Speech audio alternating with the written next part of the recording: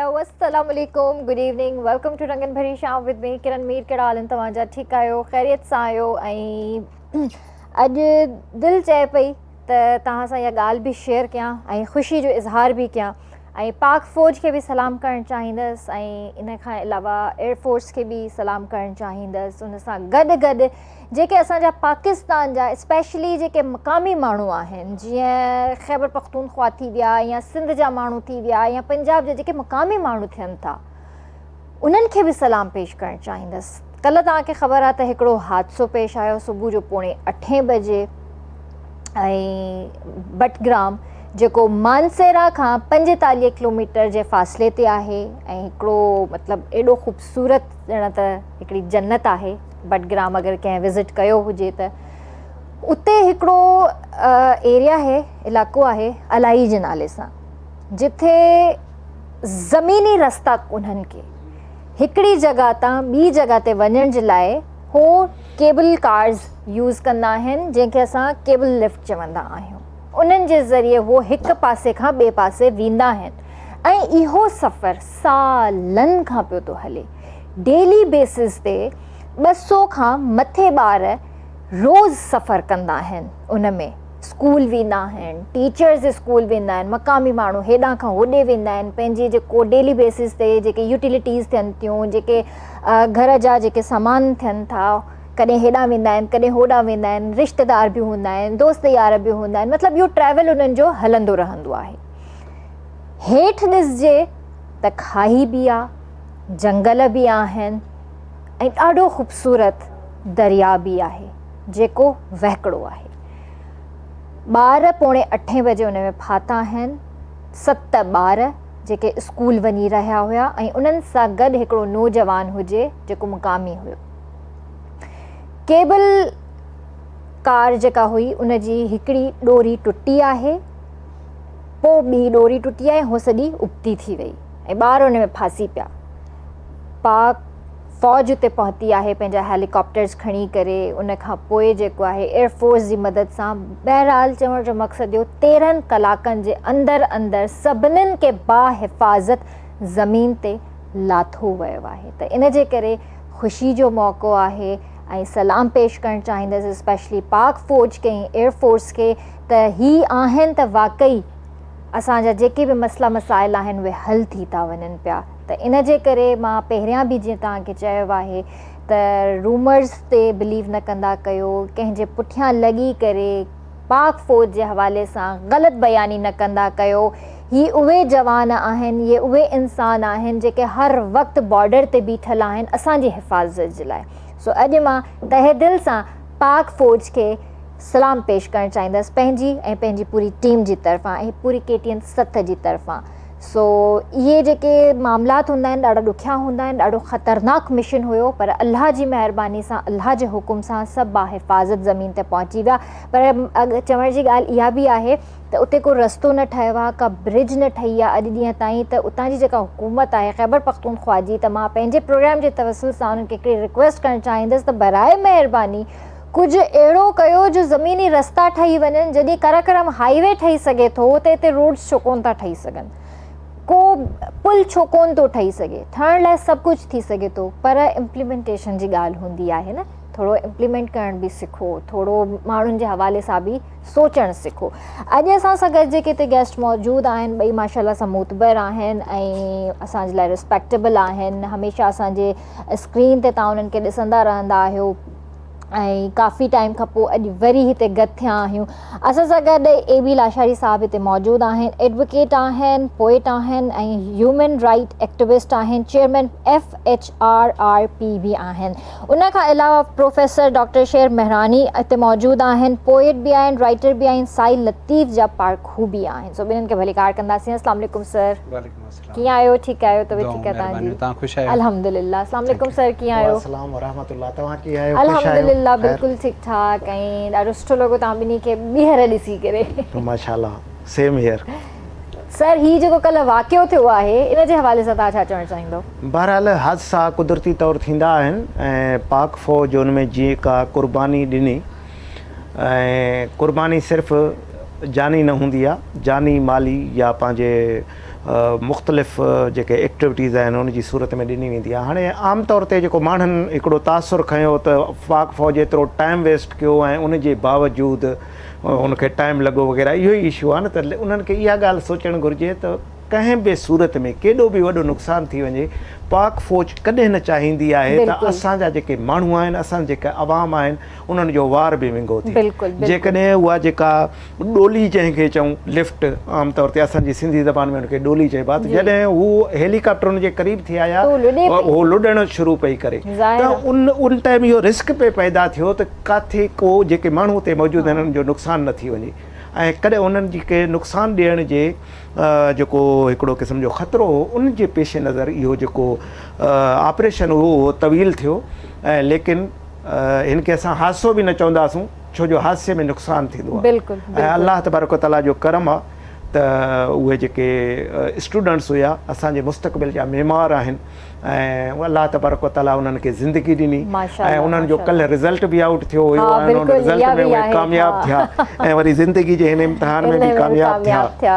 त ॾुख सुखनि जा साथी आहिनि, पर आउं ॻाल्हि हिकिड़ी ज़रूरु कंदुसि, जेतिरो असां उन ते ख़ुशि आहियूं ओतिरो ई असां सरज़मीन सिंध में जेको ही को अंधेरी राति मौजूदु आहे, जिथे फातिमा फुरडो वारो केस जंहिं जनमु वरितो आहे ऐं असांजी सरज़मीन सिंध जेका एॾी अज़मतनि वारी सिंध आहे, उहा जहालत जे पाछो जेको आहे उहो उनखां असांजी जान नथी छुटे। हिन टाइम ते बि असां पीर परस्ती जे मुख़्तलिफ़ तोहमत परस्ती जे मुख़्तलिफ़ मामलनि में फाथल आहियूं, या असांजी गुरबत जा उञाण ई कुझु अहिड़े क़िस्म जा आहिनि जो असां पंहिंजूं नियाणियूं मासूम ॿार ॿियनि जे हवाले करे छॾियूं था। उन त जेको हिन छोकिरी जो वाक़ियो थियो ऐं उहा जहिड़े नमूने सां शहीद थी आहे ऐं उनजे पोयां जेके काज़ आहिनि उन ते असांजी सॼी सिंध रंजीदा आहे। ऐं ज़रूरत इन ॻाल्हि जी आहे त असां पंहिंजी सिंध में ख़ासि तौर ते जेके जहालत जा जेके हिकिड़ियूं रस्मूं आहिनि या हिकिड़ा जेके तौर तरीक़ा आहिनि या जेके असां नॉर्म ठाहे रखिया आहिनि उन्हनि खे निंदणु घुरिजे ऐं अहिड़े केसनि जी तमामु सुठे नमूने सां इन्वेस्टिगेशन थियणु घुरिजे। ऐं कॾहिं इहो कोन चाहींदुसि त उहे जेके सैयद सगुरा आहिनि उन्हनि खे खामख़ा सज़ा ॾिनी वञे, पर इन जी इन्वेस्टिगेशन अहिड़े तरीक़े सां थिए जेकॾहिं उहे गिल्टी आहिनि त उन्हनि खे जेके बि गिल्टी आहिनि उन्हनि खे सज़ा मिलणु घुरिजे ऐं अहिड़े क़िस्म जा जेके वाक़िया आहिनि उनजो तदारुक थियणु घुरिजे। बिल्कुलु सर, हीउ जेको केस थियो हिन जेको असां जेको बज़ाहिर जेका असांखे ख़बर आहे, जेको असां स्क्रीन ते ॾिसूं पिया त उहो ॿारड़ी उते कमु पई करे ऐं उन ते मतिलबु डेली बेसिस ते को तशदुद थींदो हुयो, जंहिंजे करे उनखे कुझु साइकोलॉजिकल इशूज़ बि थी विया हुया ऐं उहो मतिलबु शायदि पंहिंजी भेण सां मिलंदी हुई या त उनखे इहो बि चवंदी त मां ॾाढो बेज़ार थी वई आहियां, मूंखे मरणो आहे, मूंखे मतिलबु इन तरह जी पंहिंजी भेण सां बि उहो ॻाल्हियूं कंदी हुई। जी, इहो त हिकिड़ो साइकोलॉजिकल इशू थियो ऐं इहो ठीकु आहे, मामूलात में हिकिड़ी शइ हुजे थी। सुवालु इहो आहे त उहो ॿार अहिड़े वॾे अज़ाब में आयो छो? उन में पहिरियों त वालिदैन खे सोचणु घुरिजे त जेके रांदि गुॾियुनि सां रांदि खेॾण जी जेका उमिरि आहे उन में उनखां तव्हां मुलाज़मत या कंहिं वटि माना हीअ त सिलसिलो ईअं हूंदो आहे जीअं आड़ती ते कंहिं सामान वठिबो हो न, ईअं उहो ॿारनि खे छॾे ॾींदा आहिनि, कपिड़ा मिलिया, मानी मिली, का ख़र्ची मिली थोरी थकी हिन ते। त सभ खां वॾो सुवालु त इहो आहे त उन ॿारनि खे एॾे वॾे अज़ाब में छॾियो छो थो वञे? ऐं उनखां अलावा हाणे सुवालु इहो न आहे उन छोकिरी ते छा गुज़रियो, कीअं थियो, जेको इंसीडेंट थी वियो आहे उनजी प्रॉपर तरीक़े सां इन्वेस्टिगेशन करण जी ज़रूरत आहे। इन्वेस्टिगेशन में असांजे मुल्क में तमामु घणो हिकिड़ो मसइलो आम तौर ते रहे थो त जॾहिं बि जेका FIR आहे उनखे चइबो आहे फस्ट इंफॉर्मेशन रिपोर्ट, पूरी दुनिया में उहो सरकार जो कमु हूंदो आहे। त हिकिड़ो वाक़ियो थी वियो, उन वाक़िए ते केर बि मौजूदु आहे, कीअं बि तव्हां सिचुएशन मुताबिक़ FIR कयो। असां वटि इहो हूंदो आहे न वारिस अचनि उहे FIR कटाइनि, इट मीन्स दैट उहे कहिड़ी बि कहानी घणे अचनि उहा कहाणी ते तव्हां FIR कटींदो, तव्हां इन्वेस्टिगेशन कीअं कंदा? त हाणे प्रॉपर इन्वेस्टिगेशन जी ज़रूरत आहे। ॿुधण में आयो आहे उते हिकिड़ो नौजवान ऑफिसर आहे SSP रोहिल ख़ान ऐं चवनि था त हू तमामु ऑनेस्ट माण्हू आहे। मां त चवंदुमि उनजे लाइ हिकिड़ी तमामु वॾी चैलेंज आहे ऐं हीअ जेकॾहिं एॾो वॾो वाक़ियो थियो आहे, जेकॾहिं हीअ हुनजा जेके कारण ऐं उनजे जेके कल्प्रेट आहिनि उन्हनि ताईं जेकॾहिं पहुची वञण में कामयाबु थी वञे थो ऐं केस खे अहिड़े प्रॉपर नमूने सां तयारु करे थो जो उहो सुभाणे प्रोसिक्यूशन में मददगार साबित थी सघे। बिल्कुलु सही, बिल्कुलु सही जी। त कोशिशि ई मतिलबु हर कंहिंखे इहा ई करणु घुरिजे। बाक़ी कंहिंखे जेकॾहिं को सोशल मीडिया ते खामखा निंदण जी ॻाल्हि असां न कंदासूं, असां इहा ॻाल्हि न कंदासूं त जेकॾहिं गुनाहगार हूंदो आहे, सॼी सोसाइटी खे असां उनजो गुनाहगार न चवंदासूं, लेकिन एतिरो ज़रूरु चवंदासूं जेकॾहिं को वाक़ियो थी वियो आहे त उनखे जेकॾहिं थियो आहे त उनजी तदारुक इन्वेस्टिगेट बि थिए, अहिड़े वाक़ियनि जो तदारुक बि थियणु घुरिजे। बिल्कुलु न थियणु घुरिजे। सभिनीनि खां पहिरियां त नंढड़ा ॿार, मासूम ॿार जेके आहिनि, जेके चाइल्ड लेबर जंहिंखे असां चवंदा आहियूं, इहो त हुजण ई न घुरिजे। ऐं जिथे बि थिए थो त उन ते नज़र रखो आसे पासे में। सभिनि खां पहिरियां त भई असां पंहिंजो पाण खे ई ॾिसूं न, त असां पंहिंजे घरनि में नंढड़ा मासूम ॿार रखूं छो था कमु कराइण जे लाइ। ऐं जेकॾहिं असां मेड्स बि रखूं था त छा उन्हनि खे असां उहा रिस्पेक्ट छो कोन था ॾियूं पिया? हू बि इंसान आहिनि। ऐं वरी उन्हनि खे इहो बि चऊं था त तव्हां कमु कयो था त तव्हां पंहिंजा ॿार बि वठी अचो। भाई छो? जॾहिं तव्हांजो औलाद स्कूल वञे थो, तव्हां ॿियो कुझु नथा करे सघो त हुनजे ॿार खे कंहिं सुठे प्राइवेट न त गवर्नमेंट स्कूल में ई एडमिशन ॾियारे छॾियो। थी सघे थो त सुभाणे हुनजो रोशन मुस्तक़बिल थी वञे। सर, इन हवाले सां तव्हां छा चवणु चाहींदो? महिरबानियूं। असल में असां अलाए जे छो पंहिंजे ज़िम्मेवारियुनि खां परे थी विया आहियूं। असां पंहिंजे ॿारनि जी जेका केयर करणु खपे उहा कोन पिया कयूं। ऐं बहसियत वालिदैन असां ते जेके फ़र्ज़ आइद थियनि था इन सोसाइटी जा, असांजे मज़हब जा, असां न को त सोसाइटी जे तरफ़ां असांजे मथां जेके शयूं ज़िम्मेवारी तौरु आहिनि उहे पूरियूं था कयूं, न को त मज़हबी हवाले सां ई असां शयुनि खे ॾिसूं था। त उनजो नतीजो पोइ अहिड़ा वाक़िया असांजे समाज में थियनि था। रखी कॾहिं कहिड़ो वाक़ियो, कॾहिं कहिड़ो वाक़ियो इहो थिए थो। इन जो कारण सभिनी खां वॾो आउं त सम्झंदो आहियां त इल्म जो फ़ुक़दान आहे, एजुकेशन जी घटिताई आहे। माण्हुनि खे तालीम ॾियो, माण्हुनि खे जेको आहे सो शऊर ॾियो।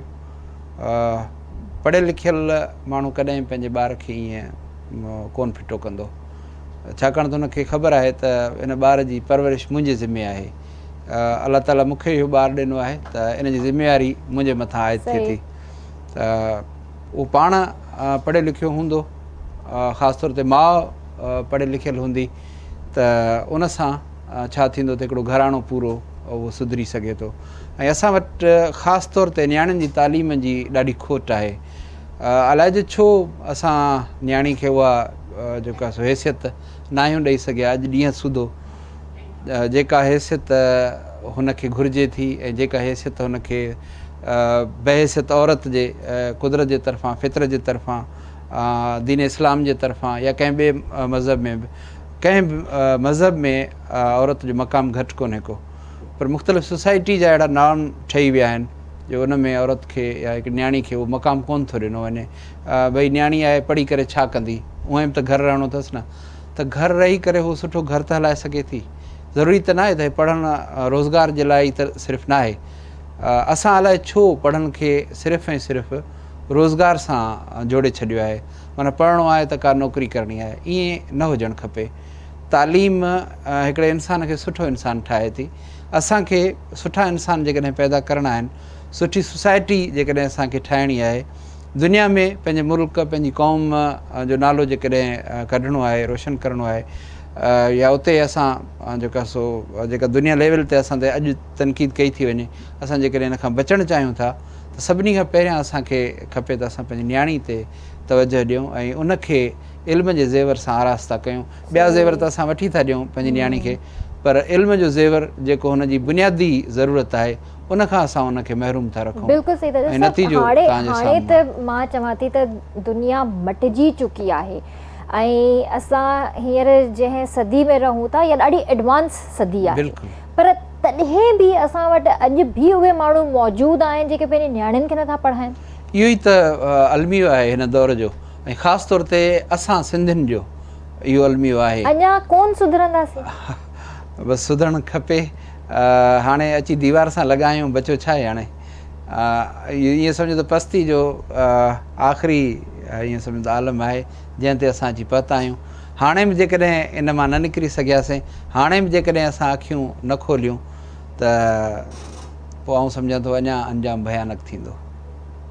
सही था चओ। इन ई करे मां चवंदी आहियां हमेशह त पंहिंजी नियाणियुनि खे पढ़ायो, ऐं इलाही माण्हू पढ़ाइनि बि था। हाणे उन्हनि शयुनि मां निकिरी आया आहिनि, इलाही सुठी सुठी फील्ड्स में जॉब्स बि कनि थियूं, पढ़नि बि थियूं, ऐं तव्हां पढ़ायो। हुननि खे उन्हनि जी उहो मुस्तक़बिल ॾियो जेको तव्हांजी औलाद चाहे थी। ईअं न त तव्हां पंहिंजी मर्ज़ी उन्हनि ते जेको आहे मुसलत कयो, पर जेतिरो थी सघे थो त तव्हां हुननि खे एतिरी फेवर ॾियो जेका हुननि जी दिलि चवे, जंहिं फील्ड में हू कमु करणु चाहिनि था, जेका फील्ड हू चूज़ करणु चाहिनि था, एतिरो त मुंहिंजे ख़्याल में ॿार असल में नतीजो या जेका केयरलेसनेस असां ज़ाहिर कयूं पिया उनजो नतीजो ॾाढो भयानक पियो निकिरे। ऐं आउं त यूनिवर्सिटी में पढ़ायां पियो त उते नियाणियूं असांजा ॿारड़ा पुटड़ा उहे सभई अचनि था पढ़णु, पर मूं हिकिड़ी शइ नोट कई आहे त ॻणती जोगी हद ताईं असांजूं जेके नियाणियूं आहिनि उहे ज़हनी तौर ते उहे पस्त थी चुकियूं आहिनि। हू खुली करे इनकार कोन थियूं करे सघनि, खुली करे पंहिंजे जेको हक़ु आहे उहो कोन थियूं घुरी सघनि, खुली करे कंहिं मामले ते ॻाल्हाए कोन थियूं सघनि, कुझु ॻाल्हायो चुप थी थियूं वञनि। हाणे इहा असांजी जेका नफ़्सियाती तौर ते जेका कमज़ोरी आहे असांजी नियाणी जी, इन सां असां का सुठी क़ौम कोन ठाहे सघंदासीं। असांखे खपे त कॉन्फिडेंस असां पंहिंजे घर में पंहिंजे ॿारनि खे ॾियूं, पंहिंजे नियाणियुनि सां। बिल्कुलु पेरेंट्स जो इहो कमु, उन्हनि खे इहो सम्झणु खपे त बजाए हिन जे सख़्ती करण जे त हीअं न कयो हूअ न कयो ऐं डिघी जेको आहे सो इंस्ट्रक्शन जी हिकिड़ी फ़हिरिस्त उन्हनि खे पकड़ाइण जे बदिरां हुननि खे असां इहो कॉन्फिडेंस ॾियूं त बाबा किथे बि को मसइलो थिए असांखे अची ॿुधायो। कहिड़ो बि मसइलो हुजे उन में ॿार जे मसइले में असां पेरेंट्स खे इन्वॉल्व थियणु खपे। पर सर अॼुकल्ह जे पेरेंट्स ऐं औलाद जे विच में आहे हिकिड़ो कम्युनिकेशन गैप, इंतिहाई वॾो कम्युनिकेशन हिकिड़ो डिस्टेंस पैदा थी चुको आहे जंहिंखे ख़तमु करण जी ज़रूरत आहे। उस्ताद शागिर्द जे विच में कम्युनिकेशन गैप अची चुको आहे ऐं पेरेंट्स ऐं उनजे चिल्ड्रन जे विच में हिकिड़ो कम्युनिकेशन, इन खे ख़तमु करण जी सख़्तु ज़रूरत आहे। असांजी सोसाइटी अलाए जे छो कलेक्टिविज़म खां निकिरी करे इंडिविजुअलिज़म तरफ़ वधी रही आहे ऐं ॾींहुं ब ॾींहुं अञा वधीक वधंदी पई वञे। इन सां असांखे सुठा नतीजा नथा हासिलु करे सघूं। असांखे घुरिजे त असां पंहिंजे ॿारनि खे कॉन्फिडेंस ॾियूं ऐं जेके टीचर्स आहिनि उन्हनि खे खपे त पंहिंजे स्टूडेंट्स खे कॉन्फिडेंस ॾियनि। ईअं न जो को सवाल करे त दड़को ॾेई हुनखे चुप करे विहारियूं। दड़को ॾेई चुप करे विहारण सां मसइलो हल कोन थींदो। उन वक़्तु ॿारु कोन पुछंदो, पर हुनजे अंदरि में हिकिड़ी हेटर्ड हिकिड़ी सिचुएशन पैदा थी वेंदी ऐं होरियां होरियां उहो परे थींदो वेंदो उस्ताद खां।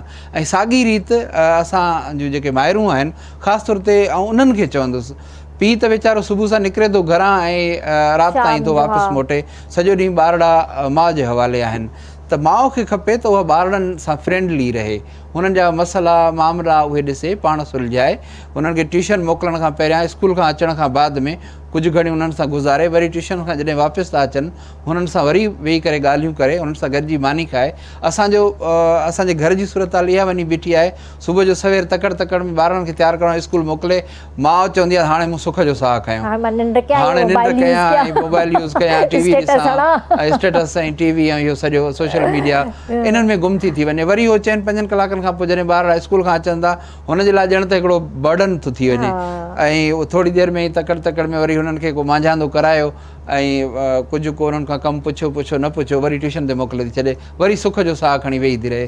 हाणे उहो आजी आहे 2-3 कलाक वरी ॿार ट्यूशन ते हूंदा ऐं उनखां पोइ ॿारड़ा अचनि था ऐं उहो वरी पंहिंजे मोबाइलनि में लॻी था वञनि ऐं उनखां पोइ पीउ अचे त उहो थकल टुटल, ॿारनि खे उहो बि टाइम कोन थो ॾिए ऐं नतीजो इहो थो निकिरे त ॿार पेरेंट्स खां परे थी थो वञे। मां हिते हिकिड़ी शइ ज़रूरु ऐड करणु चाहींदसि त इन सॼे सिनेरियो जे अंदरि हिकिड़ी शइ जेका मां नोटिस कई आहे उहा इहा कई आहे त मदर्स जेके स्पेशली जेके हूंदियूं आहिनि, ठीकु आहे तव्हां ॿार खे दड़को ॾियो, उहो बि चवंदा आहिनि त उनजे बहितरी जे लाइ, दड़को बि बहितरी जे लाइ हूंदो आहे, ईअं बि फ्री हैंड बि न ॾिजे, पर उन विच में जेको तव्हां पीउ जो जेको डपु विहारींदा आहियो न अचण दे पंहिंजे पीउ खे, पोइ ॾिसजा, इहो बि ग़लति आहे सर, इंतिहाई ग़लति आहे, इहो बि ग़लति आहे। ॿार जे दिलि में पीउ जे लाइ मोहबत जे बजाए डपु विहंदो आहे ऐं उहो पीउ खां परे थींदो वेंदो आहे, इहो ग़लति आहे। स्पेशली मदर्स खे चवंदसि त ॿारनि जे दिलनि में पीउ जे लाइ मोहबत विझो, केयर विझो, बजाए जो तव्हां ॿार खे पंहिंजी पीउ खां परे कयो ऐं इहो चओ त अचणु ॾे मां तुंहिंजी शिकायत कंदसि, पोइ हुनजे दिलि में छा रहंदो? ॿार जे दिलि में सर बिल्कुलु सही था, ख़ौफ़ रहंदो न, ऐं उन ख़ौफ़ जे असर हेठि जेका पर्सनैलिटी डेवलप कंदी उहा किथे, उहो हमेशह ॿार ड्रिनल ई रहंदो पीउ खां, बेशक उहो कॾहिं बि पीउ जे वेझो कोन थींदो, पर सोसाइटी में उहो हमेशह जेको आहे सो हिकिड़े अजीब स्ट्रेस में रहंदो ऐं स्ट्रेस में वरतल ॿार कॾहिं बि खुली करे उनजी पर्सनैलिटी साम्हूं कोन ईंदी। बिल्कुलु ईअं ई आहे। ऐं जेका सर ॻाल्हि कई त छोकिरियुनि खे पढ़ायो था त उन्हनि खे जेको आहे पंहिंजे ॿारनि खे एतिरो कॉन्फिडेंस ॾियो, स्पेशली छोकिरियुनि खे, जो नो करणु सिखनि। हुननि खे ख़बर हुजे त मूंखे किथे हा करणी आहे, किथे न करणी आहे। एतिरो कॉन्फिडेंस पंहिंजी नियाणियुनि जे अंदरि लाज़मी विझो जो हू बाक़ाइदा खुले दिलि सां न करे सघनि। त हिकिड़ी कॉल बि वठंदासीं। हेलो, अस्सलाम वालेकुम। तव्हांजी कॉल ड्रॉप थी वई ऐं तव्हां असांजे प्रोग्राम में ॿीहर शामिल थी सघो था। असांखे लाइव कॉल करे सघो था। नंबर तव्हांजी स्क्रीन ते ईंदो हूंदो। सर, ही ॾाढो कम्युनिकेशन गैप वारो हिकिड़ो चक्कर थी वियो आहे, त इहो शायदि सोसाइटी इन ई करे असांजी थोरी ख़राबु थी वई आहे। असल मसइलो इहो आहे, असां जेका ही हाणे डिस्कशन पे कईसूं त असां घणा मसइला हिकु टाइम में डिस्कस करणु शुरू करे छॾिया आहिनि। असल मसइलो त आहे ई ॿियो, उहो इहो त असांजी सोसाइटी जे अंदरि मुख़्तलिफ़ जायुनि ते मुख़्तलिफ़ क़िस्मनि जा हिकिड़ा जा पॉकेट्स चऊं खणी आहिनि। हुते फ़ातिमा जो मसइलो इहो हो जो हू ॿार थी करे कंहिं ॿार जी ख़िदमत करे पई। ॾिसो, पाण मासूम ॿार, वरी उहा हा उमिरि हुनजी 10 साल, ऐं उहा वरी कंहिं ॿियनि जे ॿारनि संभालण जी ड्यूटी ते लॻल हुई। इहो अलमियो आहे। अच्छा, असांजी सिंध जो अध खां मथे जो मसइलो ई इहो आहे त असांजो ॿारु स्कूल नथो वञे। पहिरियों त ॿारु स्कूल अचे, ऐं उनखां पोइ असांजो सभ खां वॾो मसइलो इहो आहे जो असांजूं नियाणियूं नथियूं पढ़नि। ॿियो मसइलो, टियों मसइलो इहो आहे त असां पंहिंजे नियाणियुनि खे एतिरा मजबूर आहियूं जो ॿियनि जे घरनि में कमाइण ते छॾण लाइ मजबूर आहियूं। अल्लाहु अकबर। सर, इन ॻाल्हि ते मां ब्रेक वठंदमि, ब्रेक खां पोइ इन ॻाल्हि खे कंटिन्यू कंदासीं। जी व्यूअर्स, टाइम थियो आहे ब्रेक जो, जल्दी वापसि था अचो।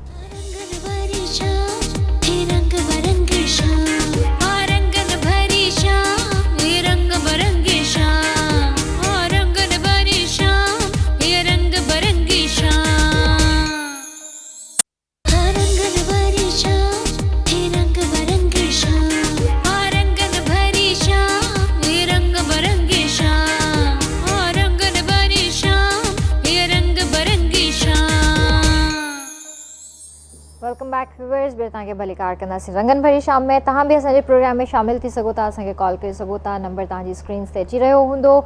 जल्दी जल्दी सां मोबाइल खणो ऐं असांजे प्रोग्राम में शामिल थी वञो। जी सर, तव्हां जेका ॻाल्हि करे रहिया आहियो ब्रेक खां पहिरियां, त मां चाहींदसि त हुनखे कंटिन्यू कयो। फातिमा जे हवाले सां ॻाल्हि पे कईसूं।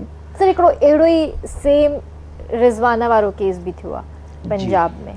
जी बिल्कुलु, पंजाब में रिज़वाना वारो केस थियो आहे, ऐं उहो बि तमामु हिकिड़ो ॾुखाईंदड़ वाक़ियो आहे। पर केस ही बि आहे, केस हू बि आहे। सर, पर हिकु सॉरी, मां तव्हांजी हिते ॻाल्हि विच में कट थी कयां पई। छा बिल्स पास न थिया आहिनि ॿारनि जे ख़िलाफ़, या छा त जीअं तव्हां ॿारनि खे ईअं कम ते नथा रखी सघो, अहिड़ा के असेंबली में बिल्स पास न आहिनि थिया या थिया आहिनि? असेंबली जी तव्हां कहिड़ी ॻाल्हि था कयो त कानून तव्हांजे मुल्क में तमामु घणा कंप्रीहेंसिव पास थियल आहिनि। चाइल्ड लेबर ते बंदिश आहे, चाइल्ड लेबर वठण ते 7 साल क़ैद आहे, ऐं उनखां अलावा असांजे औरतुनि जे इशूज़ ते गुज़िश्ता जेके 20 साल आहिनि उन में तमामु घणो कमु थियो आहे। अॻु में छा हुयो जो हुदूद लाज़ मुताबिक़ तमामु घणो औरतुनि ते घणा प्रॉब्लम्स हूंदा हुया। 2006 में वुमन प्रोटेक्शन बिल पास थियो। उन मुताबिक़ हिकु औरत खे एतिरो त महफ़ूज़ बणायो वियो आहे। सिर्फ़ु उनजे में इम्प्लीमेंटेशन जी ॻाल्हि आहे। जीअं मिसाल तौरु, तव्हां का नंढी उमिरि जी छोकिरी जंहिंजी उमिरि 16 साल खां घटि हुजे, तव्हां उनखे उनजी मर्ज़ी सां शादी कयो था, तो वुमन प्रोटेक्शन एक्ट इहो थो ॿुधाए त इहा विलफुल शादी न लेखबी। अच्छा, त इहो हिकिड़ी वॾी ॻाल्हि आहे न। पोइ बि तव्हां वटि 13 साल जूं 14 साल जूं शादियूं पियूं थियनि। उनखां पोइ 2008 में, 2011 में, 2013 में, हाणे 2016 में, 2017 में मुख़्तलिफ़ औक़ात ते इन केस इन जेको आहे औरतुनि जे हुकूक जो जेको बिल आहे उन में इन्हांसमेंट थी आहे। हाणे एतिरे क़दुरु जेकॾहिं का औरत किथे कमु थी करे त उहे आम तौर ते असां जेके जेस्चर्स ॾींदा आहियूं उन जेस्चर्स ते ॿिए केस दाख़िल थी सघे थो ऐं उन खां हटी करे डोमेस्टिक वायलेंस ते तमामु घणो हिकिड़ो कंप्रीहेंसिव केस पास थियल आहे त तव्हां कंहिं बि औरत खे घर खां बेदख़ल नथा करे सघो। सही। ऐं रही ॻाल्हि ॿारनि ते त ॿारनि जी तालीम तव्हांजे कानून मुताबिक़ लाज़मी आहे। सिर्फ़ु मसइलो छा आहे, इम्प्लीमेंटेशन जो मसइलो आहे। हाणे इम्प्लीमेंटेशन ॿिनि तरीक़नि सां थींदी। हिकु त जेको ज़ुल्म सहे थो उन वटि अवेयरनेस हुजे, किराए कंदो त हाणे FIR हूंदी, चाहे थाणे वेंदो त को केस रिपोर्ट थींदो, सही ॻाल्हि आहे, आवाज़ उथारींदा त कुझु थींदो। मसइलो इहो आहे। हाणे बि आउं हिकिड़ी ॻाल्हि कंदुसि त रिज़वाना सां मसइलो थी वियो।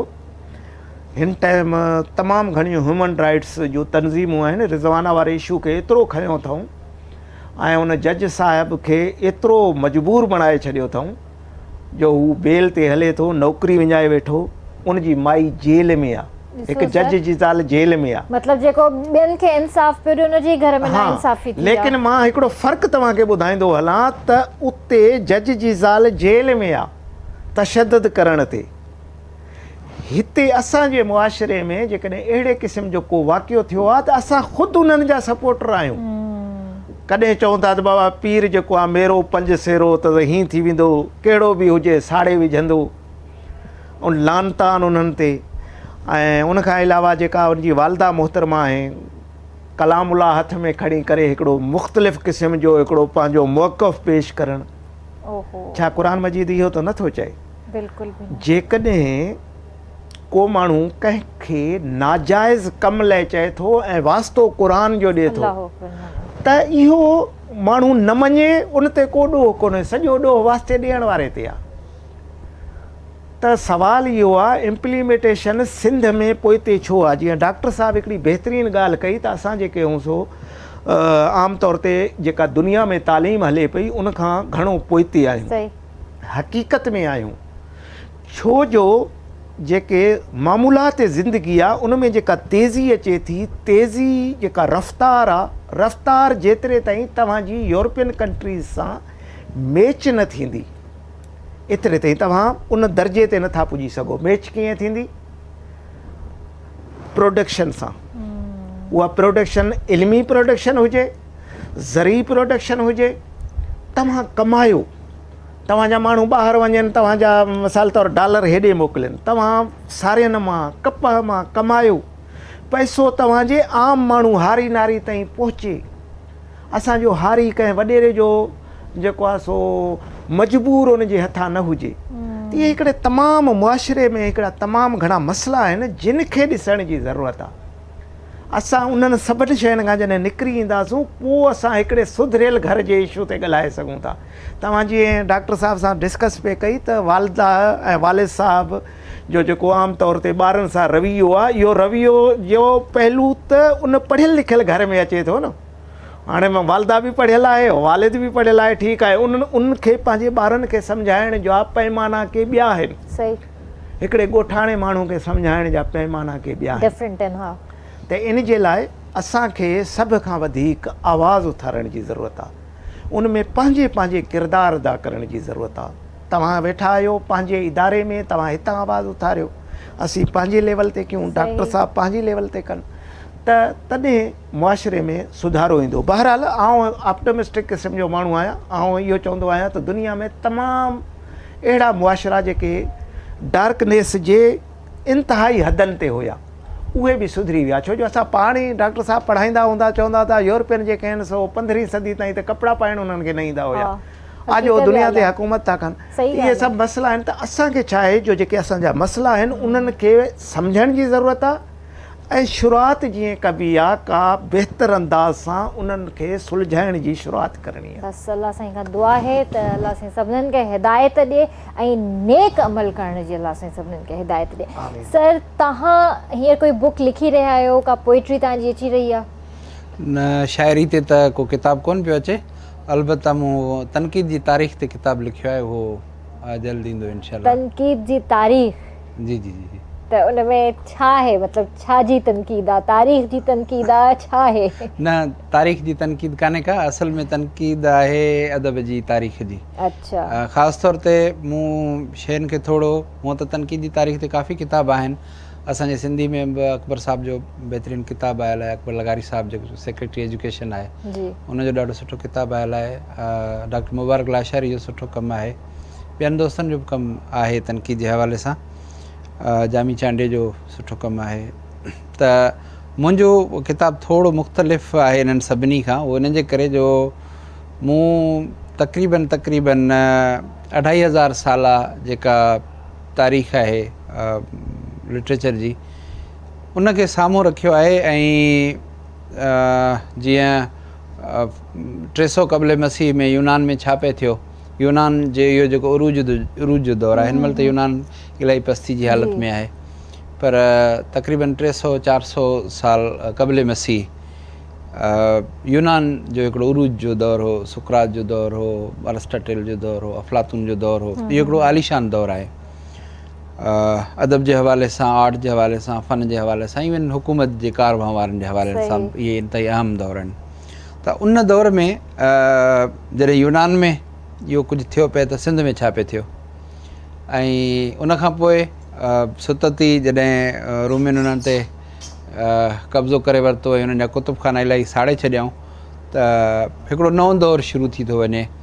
ऐं हिकिड़ो उनखे अदब में डार्क एज था सॾनि, माना हिकिड़ो ऊंधाओ दौरु शुरू थी थो वञे जेको लॻभॻि कोई 1000 साल ते आहे।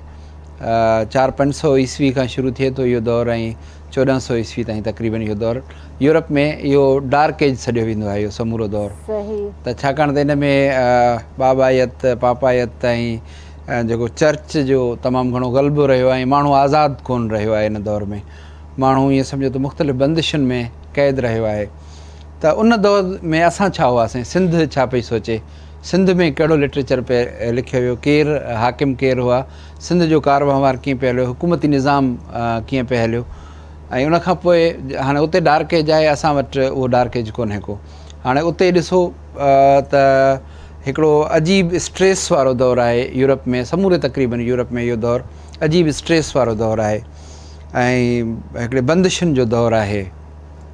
हिते तक़रीबन इन दौर दौरान असांजी जेका आहे सो राजा ॾाहर जी जेका पंहिंजो माउ आहे उहा हिकिड़ो जेको आहे सो सॼो ईअं सम्झो त हिकिड़ो डायमेंशन ई सॼो चेंज करे थी छॾे। उहो सॼो हिकिड़ो बल्कि सॉरी मां पियो चवां उन्हनि जेका घरवारी आहे उन जे करे हू सॼो जेको चच जी घरवारी राजा ॾाहर जी माउ, चच राजा ॾाहर जो पीउ आहे, उनजी जेका घरवारी आहे उहा हिकिड़ो सॼो सूंह देवी, सूंह देवी उन औरत जो नालो आहे। उहा सॼो ईअं सम्झो त मुल्की निज़ाम चेंज करे थी छॾे। चच हिननि वटि वज़ीर हुयो ऐं हू बादशाह जी घरवारी हुई ऐं बादशाह इलाही मुअमिर हो, पीरसन हुयो, उमिरि में वॾो हुयो ऐं हुन इश्किया ख़त लिखिया आहिनि चच खे, बल्कि हिकिड़ो आउं ख़त जो टुकड़ो तव्हांखे ॿुधायां। हाणे अंदाज़ो कयो त अॼु खां तक़रीबन 2000 साल अॻु में सिंध जी औरत किथे बीठी आहे ऐं उहो ख़त में लिखे थी त ऐं चच तुंहिंजे अखियुनि जे पिंबड़ियुनि जे तीर मुंहिंजे दिलि खे घायल करे विधो आहे, जेकॾहिं तूं मूंसां न मिले त आउं आपघात करे छॾींदसि। हाणे इहो हुनजो इश्क ऐं मुहबत ऐं इहा ज़ाहिर आहे इश्क मुहबत स्ट्रेस में न थींदो आहे, इहो हिकिड़ो आज़ादु मुआशिरो हूंदो आहे, उन में ई इन तरह जो जेको आहे सो उहो थिए थो। त हाणे यूरोप जंहिं दौर में ऊंदाहे ईअं सम्झो त खूह में किरियल आहे ऐं सिंध एतिरो हिकिड़ो रोशन ख़्याल ऐं हिकिड़ो वॾो आबाद ऐं हिकिड़ो ख़ुशहाल ख़ितो आहे। त ईअं मूं मुख़्तलिफ़ फेज़िस में त यूरोप में छा पियो थियो इन दौर में 100 ईस्वी में उते छा हुयो, सिंध में छा हुयो, 1300 ईस्वी में उते छा हुयो, सिंध में छा पे हलियो, 1500 ईस्वी में हुते यूरोप में छा हुयो, सिंध में छा हुयो, ईअं एज़ कंपेयर कंदे कंदे ऐं अॼु जे टिल टू डेट ऐं उन पंहिंजे हिन कम खे खणी आयो आहियां त कहिड़ो लिटरेचर लिखियो पियो वियो, कहिड़ियूं तहरीकूं आयूं पे, यूरोप में कहिड़ियूं तहरीकूं हुयूं, सिंध में कहिड़ियूं तहरीकूं, त ईअं हिकिड़ो कंपेरिजन वठी करे मूं हिकिड़ो कमु कयो आहे। कॾहिं इहो तव्हांजो बुक लॉन्च थींदो?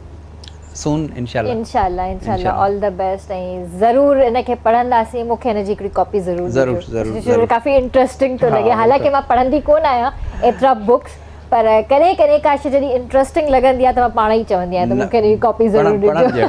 हालांकि तनक़ीद ख़ुदि हिकिड़ो ईअं थोरो ख़ुश्क मौज़ू आहे, पर मूं हुनखे ख़ुश्की मां कढियो आहे। हरूभरू जेको आहे सो लफ़्ज़नि जे ॼार में पढ़ंदड़ खे कोन फासायो ऐं हुन में इंट्रस्ट पैदा कयो आहे ताकी जीअं पढ़ंदड़ तव्हांजी ॻाल्हि सां मूंखे फील थिए थो त इंट्रस्टिंग हूंदो, काफ़ी इंट्रस्टिंग। कोशिशि इहा ई कई आहे। इंशाल्लाह। सर तव्हां कुझु शेरो शाइरी अॼुकल्ह?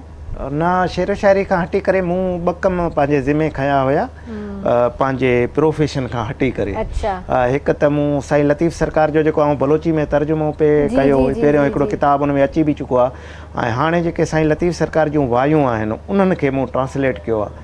अन क़रीब उहो कंप्लीट थी वेंदो त उहा जेके बलोची में हा, माना इहो पहिरियों कमु आहे, कंहिं बि अॻ में न कयो आहे। उनखां अलावा मूं हिकु जेको सिंधू सभ्यता आहे, जेका हिन इंडस वैली जी जेका तारीख़ आहे, उहा मुख़्तलिफ़ माण्हुनि अंग्रेज़नि बि लिखी ऐं हिते जे ॾाहनि बि लिखी, मूं उनखे हिकु त ट्रांसलेट कयो आहे ऐं उन सां गॾोगॾु उन में जेको उनखे तालीफ़ चइबो आहे, माना उन में थोरी तब्दीली वग़ैरह या कुझु बि हिकिड़े रिसर्च बेस, उहा किताब बि मुंहिंजी हाणे सिंध गवर्नमेंट कल्चर डिपार्टमेंट ग़ालिबन उहो किताब आणे थो पियो, उहो बि क़रीब तव्हांजे हथनि में हूंदो इंशाल्लाह। मदद साहब जो आहे, मदद अली। अच्छा, वॾी ॻाल्हि इहा आहे त हिन मंच ते आऊं हिकिड़ी अजी ॻाल्हि ज़रूरु कंदो हलां, ऐं तमामु घणी मुबारकबाद पेश थो कयां साईं मदद अली सिंधी खे, जो हिन वक़्त जे जेके असांजा कर्ता धर्ता आहिनि उन्हनि खे कम अज़ कम सिंध में हिकु एॾो वॾो ॾाहो नज़र आयो ऐं हुनखे फेडरल मिनिस्टर मुक़ररु कयो अथऊं। साईं इन खां वधीक डिज़र्व करे थो, लेकिन बहरहाल असांखे सरज़मीन सिंध खे, अदबी दोस्तनि खे, असां त उनजे नंढे भाइरनि वांगुरु बचनि वांगुरु आहियूं, असां त ख़ुशि आहियूं, पर उहे सभु माण्हू जेके सिंधियूं सभ्यता ते कमु कनि था, सिंध जे कल्चर ते कमु कनि था, सकाफ़त ते कमु कनि था, उन्हनि सॼनि खे ऐं साईं मदद अली सिंधी जी मुबारकबाद थो ॾियां ऐं साईं जन खे बि मुबारकबाद थो ॾियां त हीउ एॾो वॾो कमु कंदड़ माण्हू जेको आहे उनखे इहो मक़ाम मिलियो आहे ऐं हीअ खां वधीक डिज़र्व करे थो। अलाह तबारक व तआला वॾी हयाती ॾियनि ऐं हू पंहिंजे, मूंखे पूरो यकीन आहे त सिंध जी छा पूरे पाकिस्तान जी तालीम, कल्चर, अदब लाइ हू पंहिंजे हिन नंढड़े जेको वक़्तु आहे टेन्यूअर उन में घणो कमु करे। इंशाल्लाह असां पाण चाहियूं था त स्पेशली एजुकेशन ते कमु थिए। बिल्कुलु इंतहाई सख़्त ज़रूरत आहे ऐं विजनरी माण्हुनि जी ज़रूरत आहे। मदद साहब हिकिड़ो विजनरी बिल्कुलु आहे, बिल्कुलु आहे। मुंहिंजे ख़्याल सां मुंहिंजी सर सां कॾहिं मुलाक़ात न आहे, मुमकिन आहे हिते इलाही प्रोग्राम में मुंहिंजे शो में कॾहिं न आया मुंहिंजे ख़्याल सां। त बहरहाल हाणे दुआ कयो साईं जन जे हिते अचनि था, ज़बरदस्ती टाइम वठी एज़ ए मिनिस्टर विहारींदा आया आहिनि, पर बाय मे बी बाय फेस मां सुञाणे वञा, मूंखे यादि नथो अचे, शायदि लास्ट ईयर आया हुजनि या उनखां लास्ट ईयर आया हुजनि, पर सर तव्हांखे इलाही इलाही मुबारकूं हुजनि मुंहिंजी तरफ़ां बि। पर मां चाहींदसि त तव्हां थोरो टाइम कढो ऐं मुंहिंजी रंगनि भरी शाम में ज़रूरु अचिजो इंशाल्लाह। अच्छा सर, जीअं त तव्हां माशाल्लाह सां शाह साहब ते तमामु घणो कमु करे रहिया आहियो ऐं कंदा बि आहियो, त हींअर उन्हनि जो मेलो बि अचण वारो आहे, त उन जे लाइ छा तयारी आहे तव्हांजी? तमामु सुठो। असल में छा आहे त असांजो फ़िक्री अॻुवान सही माना में जेकॾहिं सिंध जेको आहे उहो शाह लतीफ़ी आहे ऐं हुनजी शाइरी, हुनजो रिसालो, हुनजो पैगाम असांजे लाइ हिकिड़ो अहिड़ो रिटन डॉक्यूमेंट आहे, जेकॾहिं असां उन ते अमल कयूं त जिन वाक्यनि ते असां ॻाल्हायूं पिया ऐं असांजूं अखियूं ॻोड़नि सां भरिजी थियूं अचनि, इहे वाक़िया न पेश अचनि, छाकाणि त हुन पंहिंजे रिसाले में सिंध जी सोसाइटी जो हिकिड़ो नक्शो पेश कयो आहे। हू गुरबत जी हालति में बि, ग़रीबी जी हालति में बि पंहिंजो जेको वक़ार आहे उनखे छॾण जी ॻाल्हि कोन थो करे ऐं हू जेको आहे सो इंतिहाई ग़रीब नूरी जेका मुहाणी आहे मच्छियूं फासाए थी पई, पर पंहिंजे कैरेक्टर जे एतबार खां एतिरी मज़बूत आहे जो तमाची जहिड़ो बादशाह हुन वटि हली थो अचे ऐं हुन सां पोइ शादी थो करे। त ईअं न आहे जो उहो ईअं हुन जे महल में वञे थी, पोइ न सिर्फ़ु शादी थो करे बल्कि हू हुनखे पंहिंजी पट राणी जेका सुपर क्वीन चवंदा आहिनि उहा करे ठाहे थो। ऐं लतीफ़ साईं चयो त सभई सुहागणियूं सभिनि ॻिची हार, पसण कारनि प्रिय जे सहसे कनि सींगार। असल में जाम तमाची जूं घणियूं घरवारियूं हुयूं ऐं हुन चयो त हर का पंहिंजो हार सींगार करे मुंहिंजे साम्हूं अचे, जेका मूंखे सभिनी खां वधीक वणी ऐं हुनखे पट राणी सिंधी में चवंदा आहियूं ऐं सुपर क्वीन करे हुनजो उहो दर्जो हूंदो। सभिनी राणियुनि में वधीक राणी उहा हूंदी, वॾी शान वारी हूंदी। त नूरी जेको आहे सो बजाए ॿिया जेके कास्ट्यूम ऐं हथरादू ऐं मसनूई ज़ेवरात हुजे, उहो सादो लिबास जेको हुनजो पंहिंजो हुयो उन में ई साम्हूं आई। ऐं लतीफ़ साईं इन लम्हे खे पोर्ट्रे कयो आहे हिन बैत में त सभई सुहागणियूं सभिनि ॻिची हार, पसण कारण प्रिय जे सहसे कनि सींगार। सहसे माना सवें सहसे कनि सींगार, पर ढोल तहीं जे ढार हेठायूं हलनि जे, हुन वटि न्याज़ आहे, निवड़त आहे ऐं आला अख़लाक़ी क़दुरु आहिनि ऐं जेके बादशाह खे जेको आहे सो वणनि था।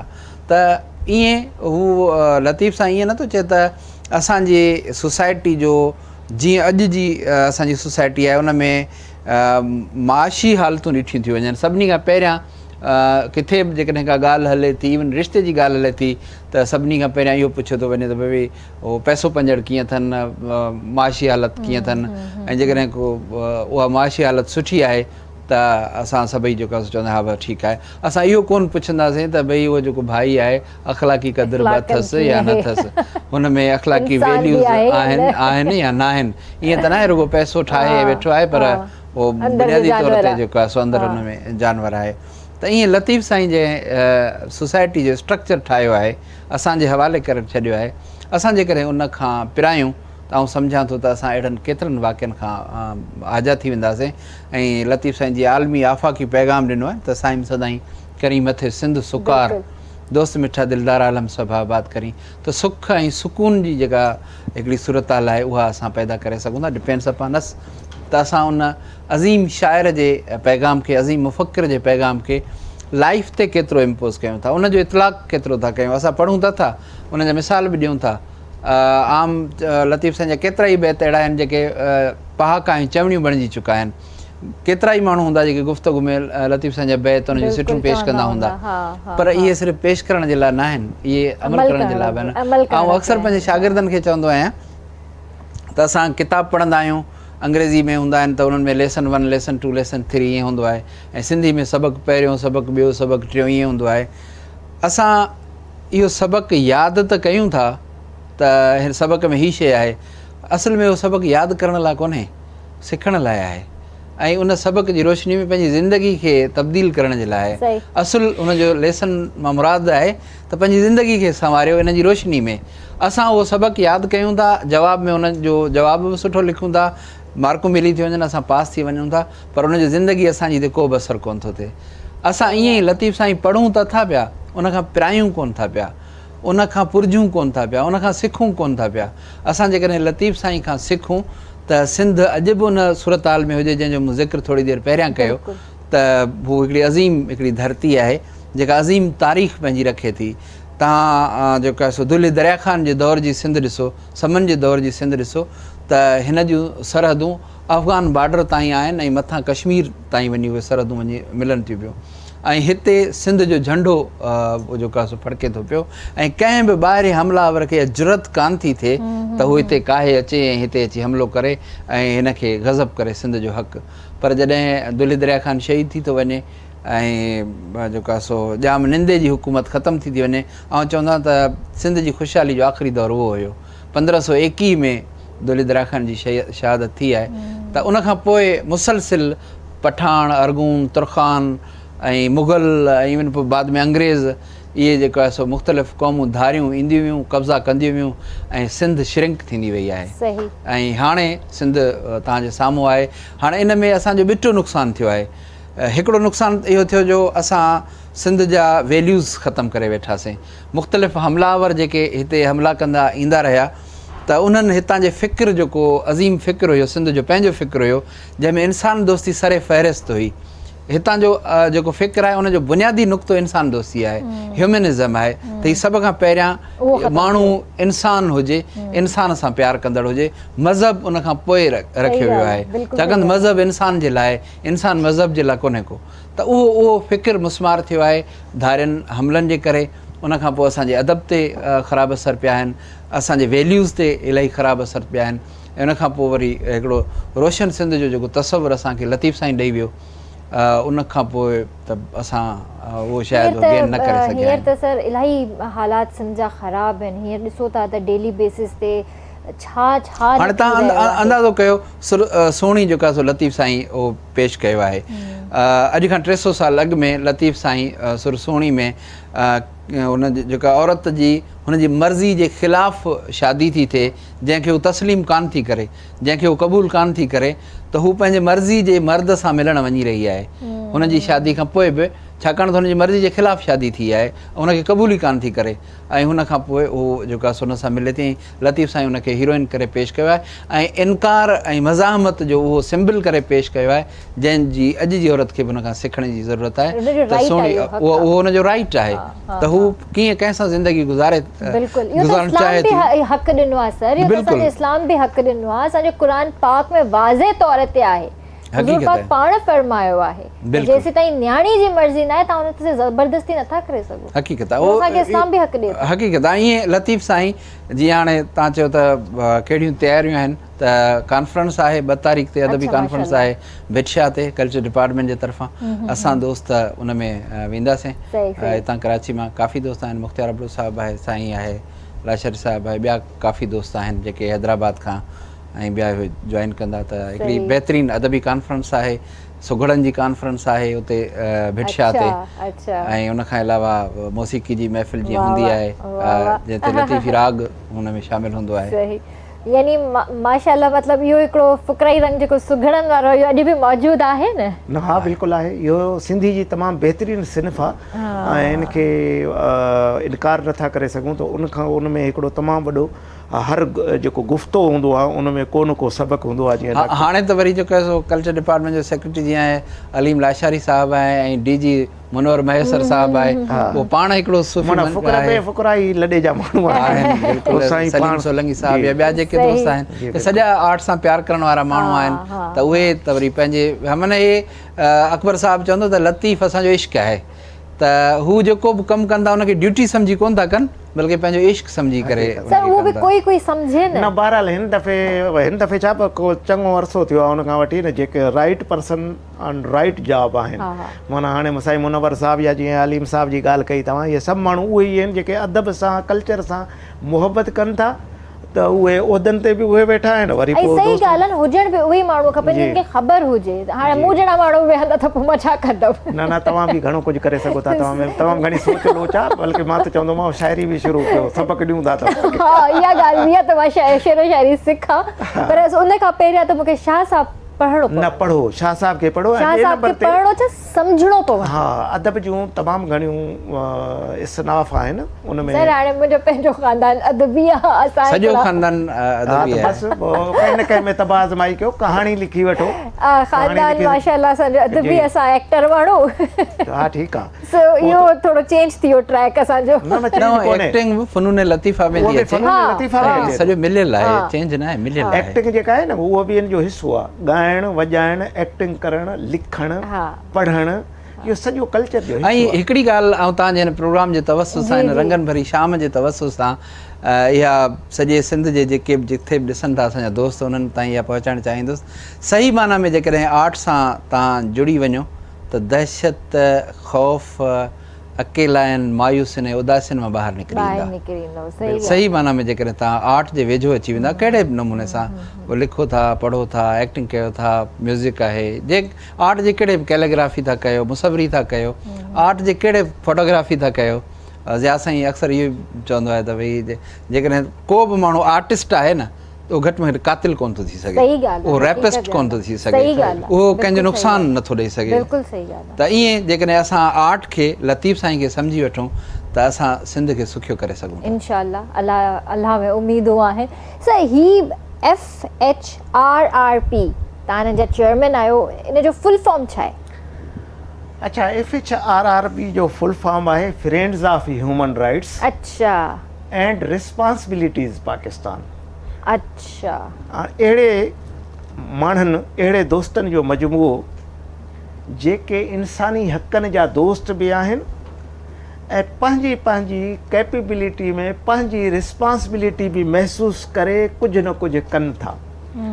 FHRRP ह्यूमन राइट्स जी तंज़ीम आहे, पर ॿियनि खां थोरी मुख़्तलिफ़ इन जे करे आहे त तव्हांखे हर तंज़ीम जेका आहे इहो ई तव्हांखे दर्स ॾींदी रहंदी त हक़नि जो कमु, इंसानी हक़नि, माना हर को हक़ु घुरंदो आहे, चवंदो आहे त हिननि जी वायलेशन न थिए, हिन जी वायलेशन न थिए। त हिन में असां हिकिड़ी इज़ाफ़ो इहो कयो आहे त पहिरियों एज़ ए इंडिविजुअल जेके सोसाइटी जा, अज़ीज़ अकारिब जा या तव्हांजे सूबे जा, तव्हांजे मुल्क जा जेके तव्हांजे मथां एज़ ए इंडिविजुअल हक़ आहिनि उहे अदा कयो, पोइ राइट क्लेम कयो। यानी मां वकील आहियां त मां पंहिंजे पर में जेको पंहिंजी क़ौम जे भले लाइ करे सघियां थो कयां। साईं डॉक्टर साहिबु एजुकेशनिस्ट आहिनि, ही पंहिंजे पर में पंहिंजो किरदारु अदा कनि ऐं पोइ असां हर कंहिंजे हक़नि जी ॻाल्हि कयूं। सही ॻाल्हि आहे। इहो मैनिफेस्टो खणी friends of human rights and responsibilities Pakistan असां मोहतरमा आसमा जहांगीर साहिबा जे चवण ते ठाही ऐं हुन मूंखे इहो मशवरो ॾिनो। ऐं उन खां पोइ असां हिन ते केतिरो अरसो थियो हूंदो हिनखे ऑर्गेनाइज़ेशन खे? 2011 में असां इहा हूअं त कमु कंदा हुआसीं हिन ते, अलबत्ता हिन जो जेको नालो आहे उहो 2011 में आवारी टावर में असांजो अक्टूबर महीने में हिकिड़ी जुडिशल कॉन्फ्रेंस हुई, उन में मोहतरमा बि हुई ऐं उन वक़्त में लतीफ़ खोसो गवर्नर हुयो जंहिं टाइम में। त उन वक़्त में इहा पोइ उन जे मशवरनि सां हिनखे तरतीब ॾिनोसीं। 2016 में रजिस्टर कराए वरितीसीं ऐं पंहिंजी जेका हिन में जेका रिस्पॉन्सिबिलिटी आहे उन जो जेको मूं पंहिंजे पर में इहो अज़ालो करण जी कोशिशि कई त मुंहिंजी जेका फ़ी आहे ऐं उनजी 25% जेको बि अमाउंट मिलंदो आहे ऐं बिल्कुलु उनखे ईअं कढे छॾींदो आहियां जीअं टैक्स जा पैसा कढिबा आहिनि। पोइ उन मां पोइ हिन तंज़ीम लाइ कमु कंदा आहियूं। पोइ उहो जेकॾहिं कंहिं स्कूल में ॿारनि खे कंहिंखे किताब न आहिनि त किताब, कंहिंखे कपिड़ा न आहिनि कपिड़ा, इवन डॉक्टर साहब बि मूंसां गॾु रहिया आहिनि, इवन जीअं अलाह बचाई चाहियूं असां उन वटि पुॼी वियासीं या वरी बीबी बागड़ी वटि वियासीं। ॿियो उन खां अलावा असां लाइब्रेरीज़, कम्यूनिटी बेस्ड लाइब्रेरीज़, जिथे असांखे ख़बर पई थी हिते किताबनि जी ज़रूरत आहे, असां उते ॾियूं। ऐं अहिड़ियूं लाइब्रेरीज़ बि आहिनि जीअं अली अनवर लाइब्रेरी आहे कंबर में, उहा असां एडॉप्ट करे वरितूंसीं ऐं उते CSS जा किताब वग़ैरह। उन खां अलावा जेकॾहिं को अहिड़ो केस अचे थो असां वटि जेको असां सम्झूं था त ही अफोर्ड नथा करे सघनि त असां फ्री ऑफ कास्ट उन लाइ। सर घणो करे कहिड़े टाइप जा केसिस ईंदा आहिनि तव्हां वटि? ॾिसो, मूं ते अलाह तबारक ताला जी महिरबानी सम्झो, छो जो मूं जेको पढ़ियो आहे सोशियोलॉजी बेस क्रिमिनोलॉजी पढ़ी आहे मूं ऐं LLM बि आहियां त, लेकिन मुंहिंजी जेका प्रैक्टिस आहे जेको मुंहिंजे हिन लाइ उहा सिविल वारी आहे। लेकिन ही जेके फैमिली जा जेके कानून हुजनि था या जेके आम तौर ते क्रिमिनल आहे, इहे तमामु आसान हुजनि था। हिकिड़ी थोरे एक्सपीरियंस वारो एडवोकेट बि इहे कमु करे सघे थो। त लिहाज़ा मूं वटि त पूरी कंपनी आहे, उन में हर शोबे जो हिकु हिकु माण्हू मूं वटि मौजूदु आहे। जेकॾहिं तव्हां सां को मसइलो को फैमिली जो आहे त फैमिली लाइ अलॻि माण्हू रखियलु आहे, उहो कंपनी वाइज़ माना AB लाशारी लॉ एसोसिएट तरफ़ां वेंदा आहिनि ऐं उहो कमु थी वेंदो आहे। सही। तव्हां पाण कहिड़नि केसिस में इन्वॉल्व थींदा आहियो? पंहिंजी पर्सनल जेका हिकिड़ी इंट्रस्ट जेको ॾेखारिजे? मूं छा आहे जो हर क़िस्म जा केस त हूअं कया आहिनि, पर अॼुकल्ह मुंहिंजी मसरूफ़ियात वधी वञण जे करे या हाणे आउं सुप्रीम कोर्ट इनरोल्ड थियो आहियां, त इन जे करे मूंखे ज़्यादा टाइम हाई कोर्ट खे ई ॾियणो पवंदो आहे। त उन में हिन सिविल केसिस आहिनि जंहिंमें आमतौर ते ज़मीननि जा केस, बिल्डर्स जा केस, कोऑपरेटिव सोसाइटीज़ जा केस, अहिड़े क़िस्म थींदा आहिनि। अच्छा, मुंहिंजो इहो रिकॉर्ड आहे, सिंधी में चवणी आहे त सिविल आहे केविल पई हलंदी।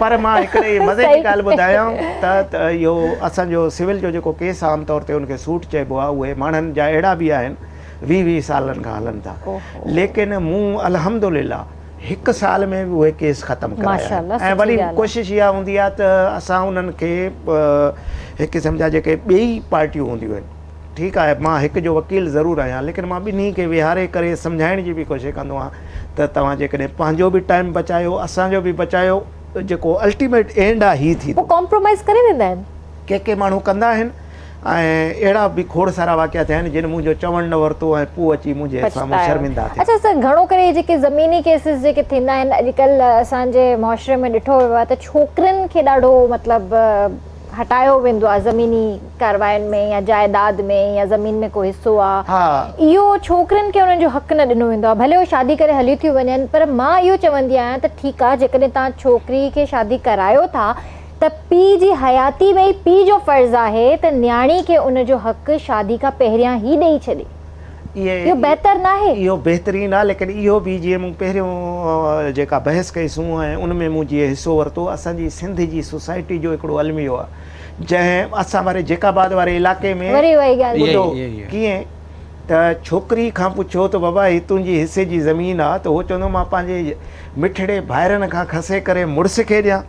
अहिड़े रवैये वारा माण्हू मौजूदु आहिनि। पर मूं जिथे बि वियो आहियां उते मूं उन्हनि खे हिकिड़ी ॿी ॻाल्हि चई आहे त तव्हांजी जेको शेयर आहे, ड्यू शेयर जेको तव्हांजो फादर ॾे थिए थो, इहो दरअसल तव्हांजो न आहे, तव्हांजे औलाद जो राइट आहे। जेकॾहिं का माउ पंहिंजे भाइरनि खां ज़मीन नथी वठे ऐं पंहिंजी त उहा पंहिंजे औलाद जो हक़ थी मारे। ऐं इहो अलाह तबारक व तआला जो जेको क़ानून आहे क़ुर मजीद में, उन मुताबिक़ बि गुनाहगार आहे, छो जो जुर्म जा 2 क़िस्म थींदा आहिनि, बल्कि 3 क़िस्म थींदा आहिनि। इहो ज़रूरु चओ त तव्हांखे ॿुधाईंदो हलां। हिकु ईंदो आहे सिन, ॿियो हूंदो आहे डेवियंस, टियों हूंदो आहे वाइस। हाणे सिन उहो क्राइम जेको गुनाह बि आहे पर क्राइम बि आहे, जीअं ज़िना थी वियो, क़त्ल थी वियो, हुते बि भरींदो हिते बि भरींदो। ॿियो आहे डेवियंस, उहो आहे इन जो मतिलबु इहो थींदो आहे इनहराफ़। जीअं असां आमतौर ते मुल्की कानून आहिनि, रॉन्ग वे में हलिया वेंदासूं, इनहराफ़ कंदासूं कानून जो, इहो आहे वरी ॿियो क़िस्म। हिकिड़ो टियों क़िस्म हुजे थो, उहो वाइस हुजे थो, हुनखे असां चवंदा उहा ख़ताकारी हुजे थी। हिकिड़ो माण्हू हुनखे इल्म जी माना हुनखे कानून जी ख़बर कोन्हे, ग़लती करे वेठो, ड्राइविंग में का ग़लती करे वठो या नागहानी को करे वरितो, त हीअ 3 क़िस्म हूंदा आहिनि। त हाणे इन में इहा शइ माण्हुनि खे सम्झण जी ज़रूरत आहे त जेको न्याणी जो हक़ खाइणु जेको आहे, मुंहिंजे नज़रिए मुताबिक़ इहो सिन आहे, इहो गुनाह आहे, इहो अॻिते बि लोड़ींदा, हिते बि लोड़ींदा। ऐं ॿियो उन्हनि भेनरुनि खे ज़रूरु इहो चवणु चाहींदसि त तव्हां इहो सोचींदियूं आहियो त मां पंहिंजे भाइरनि खां कीअं खसियां, तव्हांजा भाइर इहो कोन सोचींदा आहिनि त मां पंहिंजी भेण खां कीअं खसियां। जॾहिं उहे नथा सोचनि त तव्हां छो उन्हनि ते एतिरियूं महिरबानी थींदियूं आहियो। सॉरी, अगरि कंहिंखे ॻाल्हि ॾुखी लॻे थी त भली लॻे, पर तव्हां पंहिंजो हक़ु वठणु सिखो। ऐं स्पेशली जॾहिं तव्हांजा माउ पीउ हयात आहिनि, ऐं मां उन्हनि माउ पीउ खे चवणु चाहींदसि त तव्हां पंहिंजी ज़िंदगी में पंहिंजी न्याणी जो हक़ु उनखे ॾेई छॾियो, उहो हिकिड़ो फिक्स में करे छॾियो। पोइ चाहे उहो हाणे यूज़ करे या शादी खां पोइ यूज़ करे, उहा उनजी मर्ज़ी आहे, पंहिंजे हस्बैंड खे ॾिए, पंहिंजी औलाद ते ख़र्च करे या पंहिंजो पाण ते ख़र्च करे। बजाए जो तव्हां कोर्टुनि में वेही जेको आहे विढ़ो, हिक ॿिए जो मतिलबु गंद गारियूं ॾियो, वार पटो हिक ॿिए जा जहिड़ा थियनि, उन खां बहितर आहे त हिकिड़ी इज़त बि रहिजी वेंदी। सर, केॾा केसिस हूंदा डेली बेसिस ते जेके कोर्ट्स में माण्हू ईंदा हूंदा, हज़ारे केस आहिनि हर ॾींहुं। तव्हांजो त ख़ैर हाणे एक्सपीरियंस आहे, तव्हां त मतिलबु ॾिसंदा बि हूंदव डेली बेसिस ते। ज़मीन जा केसिस अलॻि, पर अॼुकल्ह त मां अलाह माफ़ करे अॼुकल्ह खुला जा केसिस केॾा था अचनि। हा, खुला जा तमामु घणा। उन में प्रॉब्लम इहो हुजे थो त जेको वालिदैन आहिनि, हिन लाइ आउं इहो चवंदुसि त वालिदैन जी जेका मुहबत आहे न, उहा जेका आम तौर ते छोकिरियुनि खे या छोकिरनि खे जेका मुहबत थी वञे थी, ऐं जल्दी में जेको इमोशनल फ़ैसिला हुजनि था, उहे ग़लति। ऐं उनजो नतीजो असां इहो ई ॾिठो आहे त उहो माना हिकिड़ी माना माण्हू जी मख़सूस सोच हुजे थी जेका 2-3 महीननि में पधरी थियो पए। पोइ वतन अहिड़े क़िस्म जा जेकॾहिं मूं वटि खोड़ सारा माण्हू आया, मूं हमेशह उन्हनि खे इहो मशवरो ॾिनो आहे जेकॾहिं तव्हां पाण में हली नथा सघो त ॿार पैदा थियण खां अॻु में अलॻि थी वञो। सही ॻाल्हि आहे, बिल्कुलु सही ॻाल्हि घटि में घटि वरी को टियों माण्हू तव्हांजे चक्कर में न लोड़े। सही ॻाल्हि आहे, बिल्कुलु सही आहे, हर कंहिंजो हिकिड़ो राइट हूंदो आहे। बहरहाल छोकिरियुनि या छोकिरनि खे हिकिड़ी ज़रूरु चवंदसि त ठीकु आहे तव्हां इंडिपेंडेंट आहियो, पर पहिरियों पंहिंजी तालीम हासिल करे पंहिंजी मेंटल लेवल उन ते अची वञो जो तव्हां सही ग़लति जी तमीज़ करे सघो, पोइ तव्हांखे हक़ हासिल आहे ऐं पोइ पंहिंजी मर्ज़ी। बिल्कुलु सही ॻाल्हि। सर शाह साहब इन ते छा था चवनि, हे जेके मामलात आहिनि जेके पाण हींअर ॻाल्हायूं था, इन्हनि जे हवाले सां बि त साईं जो कोई न बिल्कुलु शाह साहब जो जेको आहे न, ईअं सम्झो त ज़िंदगी जो मंशूर आहे, शाह जो रिसालो हिकु ज़िंदगी जो मंशूर आहे। ऐं हू जेकॾहिं ॿ माण्हू गॾु आहिनि ऐं टियों माण्हू उन्हनि खे डिस्टर्ब थो करे त उनखे हू त अजीब लफ़्ज़नि ई अजीब सां, माना असां अक्सर जेको आहे न परायनि मामलनि में वधीक इन्वॉल्व थींदा आहियूं, पंहिंजनि मामलनि खे छॾे करे ॿियनि जे मामलनि में घणा हो इन्वॉल्व थींदा आहियूं। त लतीफ़ साईं चयो खर खे खपुर खा नांग मणियारा निकिरी, त इहो जेको माण्हू आहे विच में वेही पराया मैसेज वेठो थो पढ़े या जेको आहे ॿिनि जे ॻाल्हियुनि जे विच में अची थो पए, त उनखे लतीफ़ साईं गॾ जे नाले सां खर गॾ खे चइबो आहे, खर खे खपुर खा।